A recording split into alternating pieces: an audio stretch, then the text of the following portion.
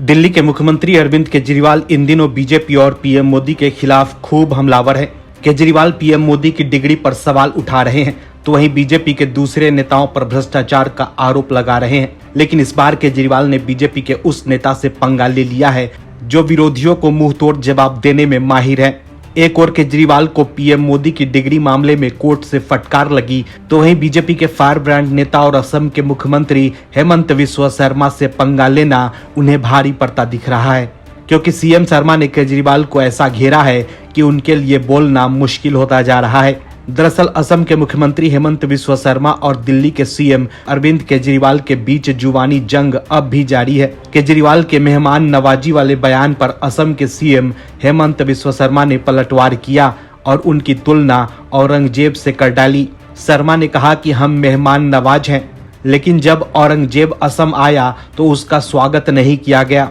अब आपको बताते हैं पूरी खबर डिटेल में। दरअसल कुछ दिन पहले केजरीवाल ने दिल्ली विधानसभा में असम के सीएम हेमंत बिस्वा शर्मा के खिलाफ भ्रष्टाचार के आरोप लगाए थे, जिसके बाद रविवार को 2 अप्रैल को केजरीवाल के असम दौरे से पहले सीएम शर्मा ने केजरीवाल को चैलेंज करते हुए कहा था कि अगर केजरीवाल में हिम्मत है तो वो असम रैली में उनके खिलाफ भ्रष्टाचार का आरोप लगाकर दिखाएं। सीएम शर्मा ने यह भी कहा था कि अगर केजरीवाल विधानसभा के बाहर उनके खिलाफ भ्रष्टाचार का आरोप लगाएंगे तो वो उनके खिलाफ मानहानि का मुकदमा करेंगे, जैसे उन्होंने मनीष सिसोदिया के खिलाफ किया था। इसके बाद ऐसा लगा कि केजरीवाल शर्मा के आरोपों का जवाब देंगे, लेकिन केजरीवाल ने शर्मा पर भ्रष्टाचार का कोई आरोप नहीं लगाया। इसको लेकर ही अब सीएम हेमंत बिस्वा शर्मा ने पलटवार कर केजरीवाल को कायर कहा है। दरअसल नियम के मुताबिक लोकसभा, राज्यसभा या विधानसभा में दिए गए बयान को कोर्ट में चुनौती नहीं दी जा सकती है। यही वजह है कि बीजेपी के नेता आरोप लगा रहे हैं कि केजरीवाल विधानसभा में बयान दे रहे हैं ताकि उनके खिलाफ कोई मुकदमा न कर सके। सीएम शर्मा ने केजरीवाल की असम रैली से पहले ही कह दिया था कि अगर केजरीवाल में हिम्मत है तो वो असम रैली में उन्हें भ्रष्ट बोलकर दिखाए। ऐसे में अब केजरीवाल की असम रैली के बाद सीएम शर्मा ने केजरीवाल को डरपोक कहा है। शर्मा ने कहा कि केजरीवाल ने दिल्ली विधानसभा में मेरे खिलाफ भ्रष्टाचार के आरोप लगाए थे, लेकिन केजरीवाल जब यहां आए तो उन्होंने एक बात भी नहीं कही।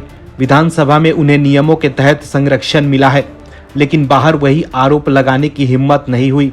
शर्मा ने आगे कहा कि केजरीवाल की बहादुरी केवल विधानसभा तक सीमित है। इसके अलावा केजरीवाल के दिल्ली निमंत्रण पर शर्मा ने कहा कि मैं असम से 50 लोगों को भेजूंगा, जिनमें ज्यादातर पत्रकार हैं, और केजरीवाल को उन्हें दिल्ली के चारों ओर ले जाना है। केवल शर्त यह है कि उन्हें उन जगहों पर ले जाना होगा जहां हम जाना चाहते हैं, न कि वो दिखाना चाहते हैं। तो देखा आपने कैसे सीएम शर्मा केजरीवाल को करारा जवाब दे रहे हैं। ऐसे में हेमंत बिस्वा शर्मा के खिलाफ असम में सियासी लड़ाई लड़ना केजरीवाल के लिए आसान नहीं होगा।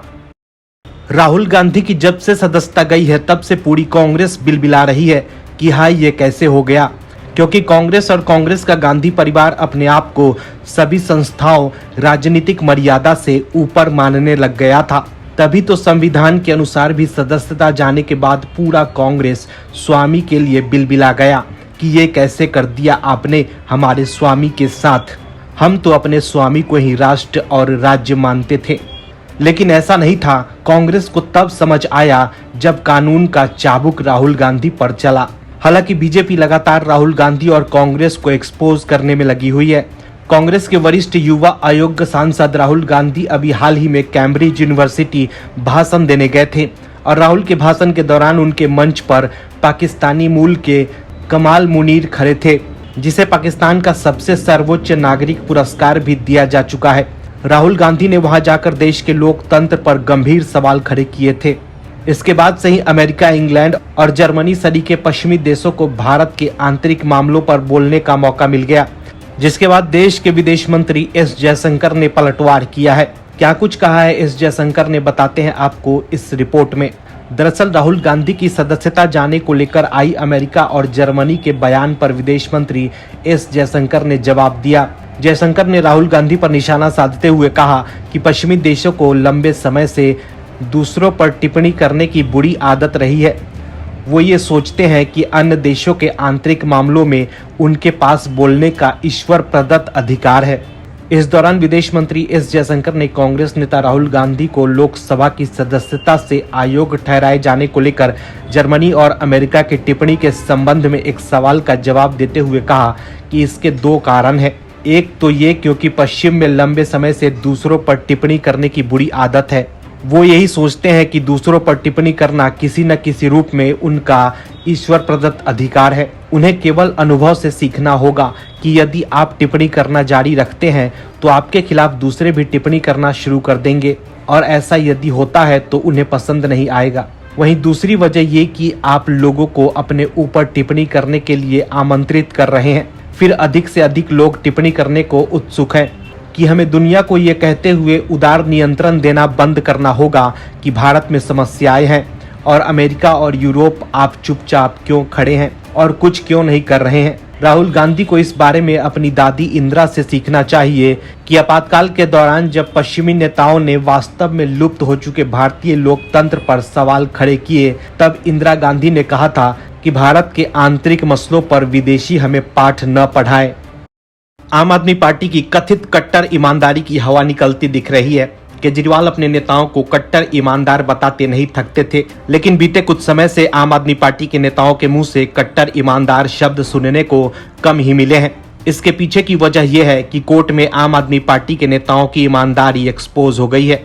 दिल्ली के कथित ईमानदार शासक के खास मनीष सिसोदिया की मुश्किलें कम होने का नाम नहीं ले रही है।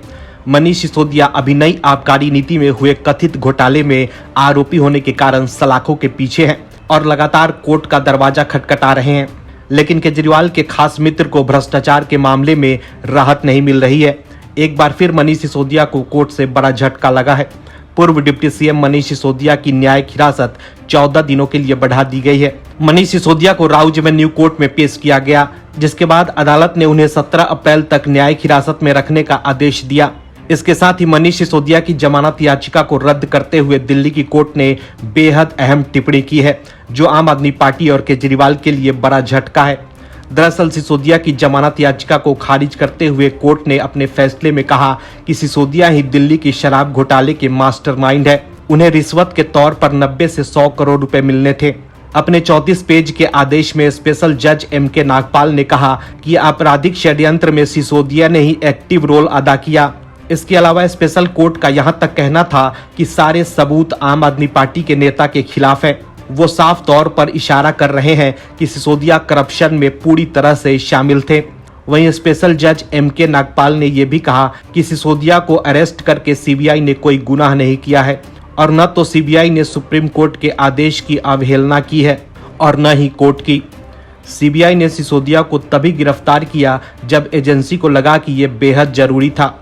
आपको बता दें कि 34 पेज के अपने फैसले में स्पेशल कोर्ट ने यह भी कहा कि सिसोदिया को जमानत मिली तो वो बाहर जाकर खेल कर सकते हैं। वो सबूतों से छेड़छाड़ करने के साथ मामले से जुड़ी अहम कड़ियों को पूरी तरह से प्रभावित कर सकते हैं। ऐसे में अब कोर्ट के इस टिप्पणी के बाद मनीष सिसोदिया की मुश्किलें अब और बढ़ सकती है। वहीं अरविंद केजरीवाल के लिए भी जवाब देना मुश्किल हो सकता है, क्योंकि वो लगातार कह रहे हैं कि सिसोदिया को साजिश के तहत फंसाया गया है, लेकिन कोर्ट से जमानत नहीं मिलना केजरीवाल के इन दावों को कमजोर करता जा रहा है। Bureau report OMH news. और भी वीडियोस देखने के लिए चैनल को सब्सक्राइब करें और बेल आइकन को दबाएं।